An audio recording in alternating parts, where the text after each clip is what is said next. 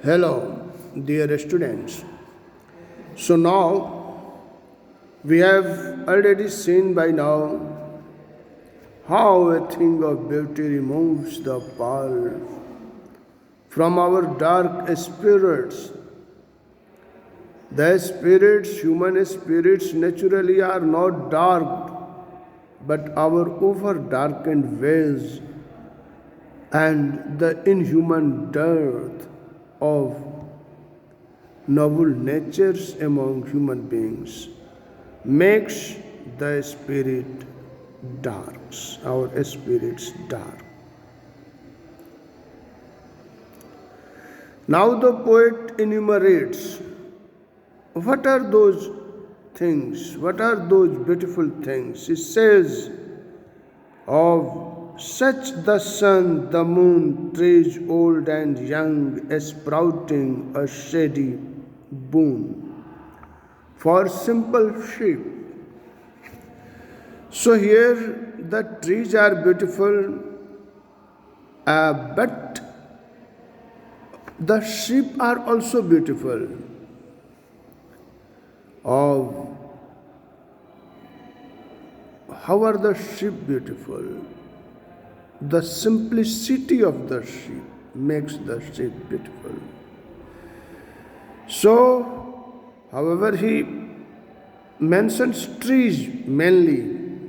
You may see that the trees old and young, sprouting a shady boon for simple sheep. But by using the word simple before sheep, he makes two things. He does two things. First, he makes a reference of the simplicity of the sheep, that is beautiful. And next he says, who should be helped? Who are in the need of help? They are the simple people, the simple ones. They must be helped. They are lovable ones. They are beautiful ones. And they should be protected. And those who extend their charity to them are also beautiful. And such are daffodils with the green world they live in.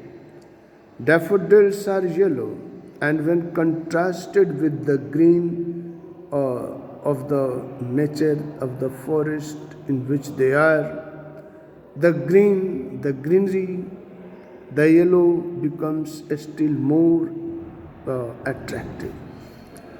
Such are daffodils with the green world they live in, and clear rills means rivers, rivers that for themselves a cooling covert make against the hot season.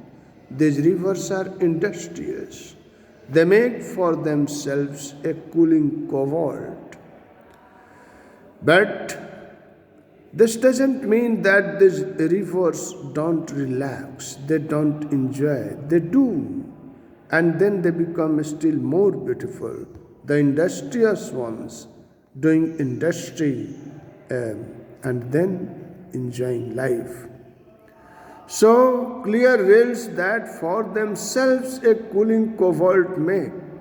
This is because vegetation grows there, and in the hilly areas the rivers are very thin and shallow, and the ponds that grow there make a shady cover upon them.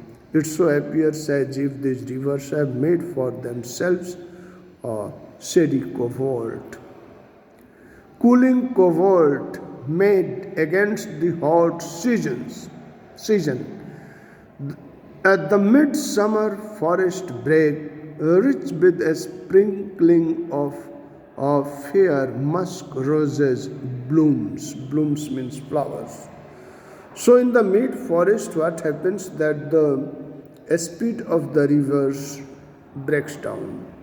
It becomes slow. The river becomes slow. It so appears as if the river is taking rest, and then it is enjoying a sprinkling of fragrance. All right. rich with a sprinkling of fair musk rose blooms. And such too is the grandeur, greatness of the dooms. Now,